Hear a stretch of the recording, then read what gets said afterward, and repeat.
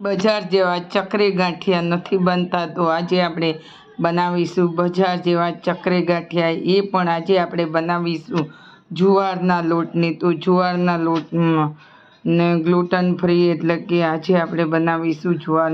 તો જુવાર મેં અહીંયા 1 વાટકો જુવાર લીધી છે.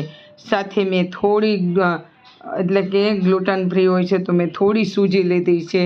સાથે આપણે મસાલામાં ધાણા જીરું પાવડર, હળદર અને લાલ મરચું પાવડર લીધા છે. અને ત્યારબાદ લીધા છે ઘણા બધા એવા તલ લીધા છે. તલથી એકદમ ક્રંચ અને ખાવામાં પણ બેસ્ટ લાગે છે.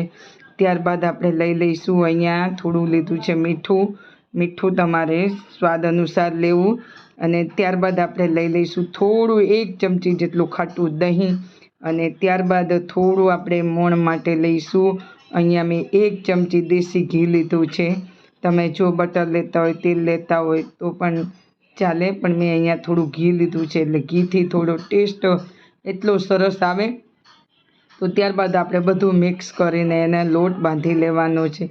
તો મસાલાથી બધું મિક્સ કરી દીધું છે. સરસ રીતે આપણે મોણ પણ આપી દીધું છે. ત્યારબાદ મેં અહીંયા હુંફાળું પાણી લીધું છે, એટલે કે ઘરનું રૂમ ટેમ્પરેચર પાણી લીધું છે. જો તમે ગરમ પાણી લેતા હોય તો પણ ચાલે, પણ મેં રૂમ ટેમ્પરેચર પાણી લીધું છે. અને એને થોડું થોડું પાણી આપણે ઉમેરતા જઈશું અને એકદમ લોટ બાંધી લઈશું. અને પહેલાં તો આપણે એનો ભેગો કરી લઈશું અને પછી જે રીતે તમે જુવારનો રોટલો કે કરતા હોય ને, તો એકદમ સ્મૂથ એને મસળી લેવાનું છે. તો આવી રીતે મેં પાણી થોડું થોડું ઉમેરતા જઈને આ રીતે લોટ બાંધી લેવાનો છે એને. તો અહીંયા મેં એને મસળતા જઉં છું, અને જેટલો તમારાથી મસળાય એટલો તમે એને મસળી શકો છો. અને થોડું થોડું પાણી, અને જુવાર પાણી વધારે લેશે. તો મેં 1 ગ્લાસ લીધો છે, તો 1 ગ્લાસની અંદર આપણે લોટ બાંધીશું. જો તમે વધારે ક્વોન્ટિટીમાં બનાવતા હોય તો તમે વધારે બનાવી શકો છો, પણ અહીંયા આજે હું તમારી સમક્ષ જુવારની ચકરી ગાંઠિયા આપણે બનાવીશું. તો સારી રીતે લોટ પણ સરસ મસળાઈ ગયો છે. તો આવી રીતે આપણે લોટને બાંધી લેવાનો છે, કે નહીં કઠણ નહીં ઢીલો. જે રીતે આપણે ભાખરી બનાવતા હોય કે રોટલી પરોઠા બનાવતા હોય ને, એ રીતનો જ લોટ બાંધવાનો છે. બહુ ઢીલો નથી લોટ રાખવાનો. આ રીતે જો હાથમાં લેતા એકદમ સ્મૂથ એવો થાય, લાગે છે ને કે રોટલી બનાવતા હોય એ રીતે. તો હવે આપણો લોટ સારી રીતના મસળાઈ ગયો છે, અને એને આપણે થોડીવાર ઢાંકીને મૂકી દઈશું. ત્યારબાદ શું સરસ એવો કૂણવાઈ જાય ને, જે આપણે જે સૂજી થોડી ઉમેરેલી છે એ પણ સરસ પોચી થઈ જાય. તો હવે આ રીતે આપણે સંચો લઈ લેવાનો છે. સંચાની અંદર મેં આ ચકરી બ્લેડ લીધી. તો આજે આપણે બનાવીશું ચકરી ગાંઠિયા, જુવારના લોટના ચકરી ગાંઠિયા. તો ફ્રેન્ડ્સ, બનાવજો. આપણે ચકરી તો ઘણી બધી બનાવી છે, પણ જુવારની ચકરી આપણે ક્યારેય નથી બનાવી. તો આ રીતે આપણે જુવારની ચકરી તો આપણે ઘણી બધા બનાવી છે, બજાર જેવી ચકરી. તો આજે આપણે બનાવીશું બજાર જેવી એક ક્રન્ચી અને સોફ્ટ અને એવી કુરકુરી, મહિના સુધી બગડે નહીં તેવી આજે આપણે બનાવીશું જુવારના લોટની ચકરી તો ગાંઠિયા. તો મેં અહીંયા જુવારના ચકરી ગાંઠિયા બનાવી લીધા છે. તો આ રીતે આપણે બનાવીશું અને એને પાડતા જવાનું છે. તો અહીંયા મેં મશીન કે નથી તમારે એને બહાર પાડવી, ડાયરેક્ટ આપણે સીધા મશીનની અંદર જ આ રીતે પાડી લઈશું.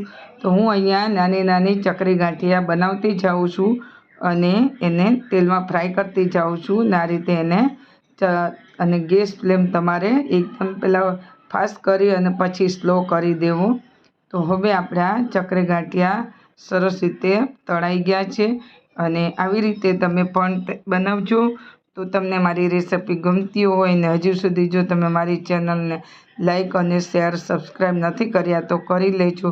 અને ફરી મળીશું આપણે આ રીતે નવી રેસિપી લઈને આવીએ. ત્યાં સુધી તમને મારા વિડીયોનું સૌથી પહેલાં નોટિફિકેશન મળે. તો હવે આપણે આ રીતે બધા ચકરી ગાંઠિયા બનાવી લઈશું, એ પણ જુવારના લોટના. તો હવે અહીંયા આપણે ડાયરેક્ટ તેલની અંદર પાડતા જઈશું અને આ રીતે એને ફેરવતા જઈશું. તો આ રીતે તમે સવાર સાંજ જો કંઈ નાસ્તામાં વિચારતા હોય તો તમે જુવારના લોટની ચકરી ખાવામાં ખૂબ જ સરસ હોય છે, અને કોઈ પણ તમને શરીરમાં તકલીફ નથી થતી અને ઠંડક આપે છે. તો બનાવજો જુવારના લોટની આ ઉનાળામાં. તો હવે આપણે આ રીતે બધી જ એને તળી લઈશું. તો હું ડાયરેક્ટ મશીન અંદર તેલની અંદર જ આ રીતે ચકરી બનાવી લઉં છું. તો તમને મારી રેસીપી ગમતી હોય તો ફરી મને કોમેન્ટ કરજો. તો તૈયાર છે આપણી જુવારના લોટની ચકરી. ફરી મળીશું આપણે નવી રેસીપી સાથે. ત્યાં સુધી મિત્રો એન્જોય કરો, હેલ્થી રહો, સ્વસ્થ રહો. જય માતાજી. જુવારના લોટની ચકરી ખૂબ પસંદ આવશે. એકવાર ટ્રાય કરજો ફ્રેન્ડ્સ.